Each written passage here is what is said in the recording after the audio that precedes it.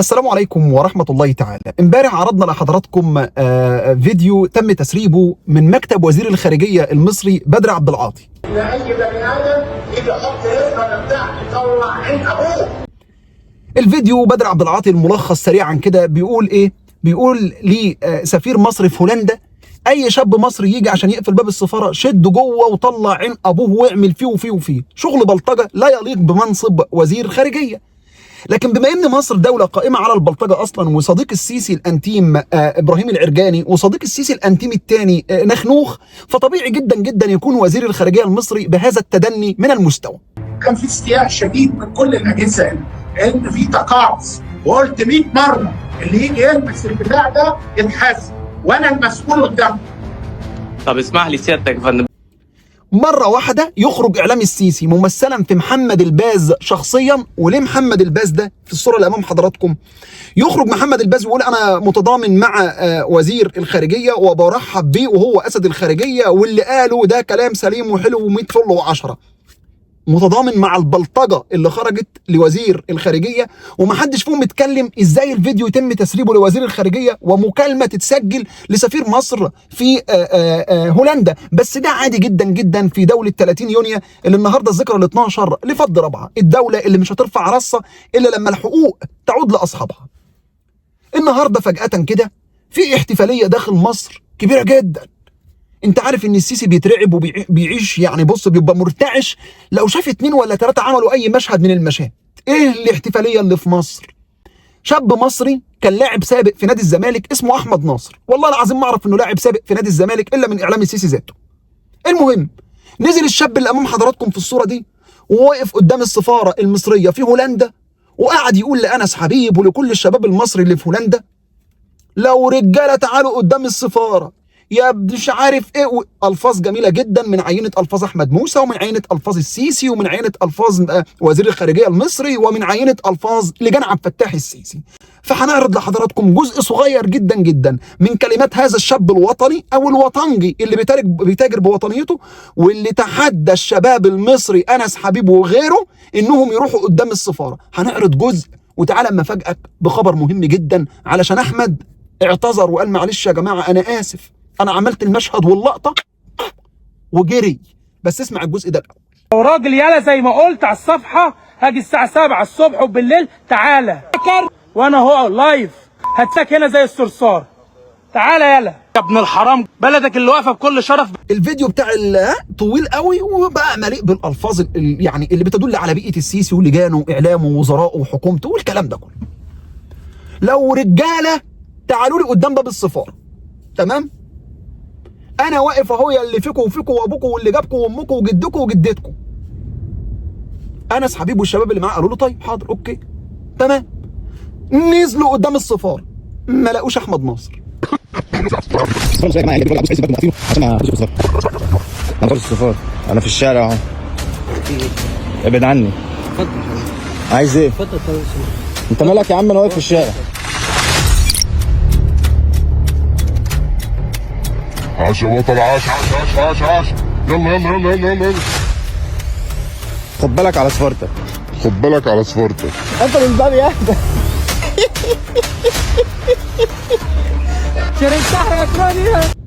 ما لقوش لاعب نادي الزمالك السابق.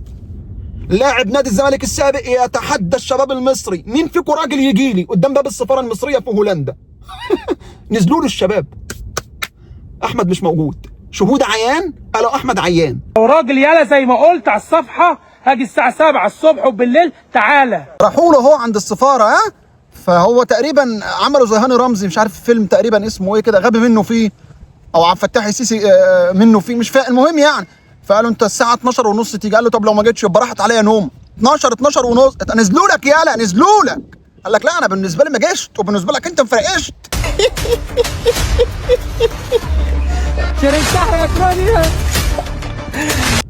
طب ليه الرسمه؟ ليه بتترسم؟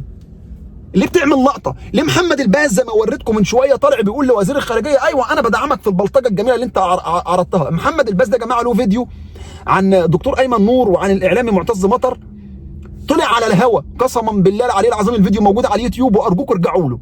طلع محمد الباز على الهوا وطلب رسميا نصا كده بالحرف الواحد ان يا جماعه مش عارف يعملوا ايه في معتز مطر وايمن نور دول والله ان محمد الباز اللي طلب كده، ده مش كلامي، ده محمد الباز، وارجوكم ارجعوا لليوتيوب.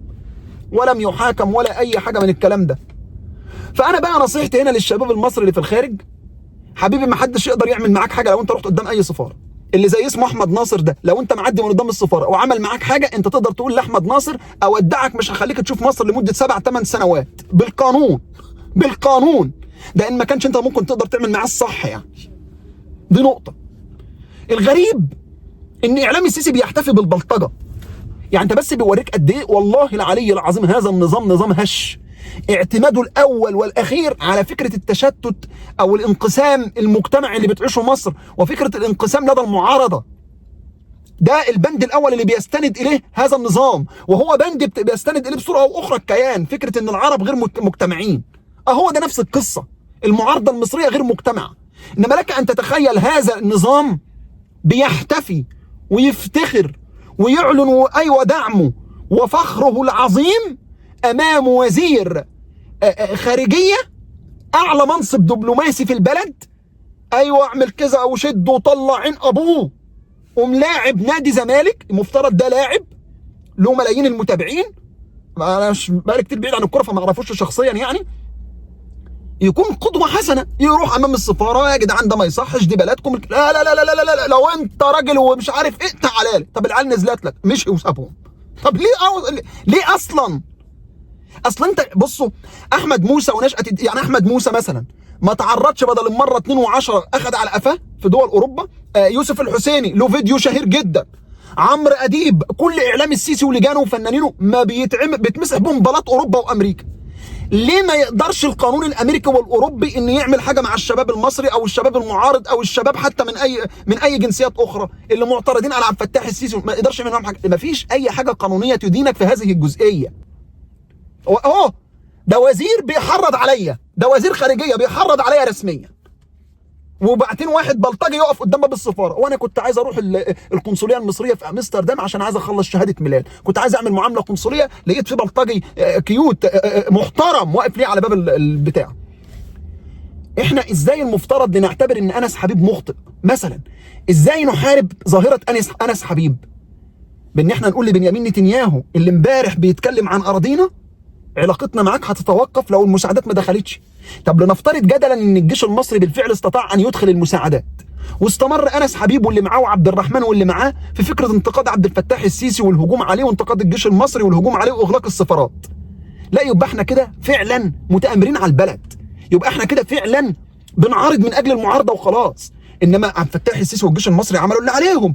انما ده بنيامين نتنياهو بيقول لك شكرا لحسن تعاونك معنا، قوم انت تديله 35 مليار دولار من غزنا وتبعت له 5400% من صادرات الاسمنت عشان يبني المستوطنات، ويجي لك تاني يوم يقول لك انا هاخد ارضك وعايزني ما اعترضش على خيانتك العلنيه ليا؟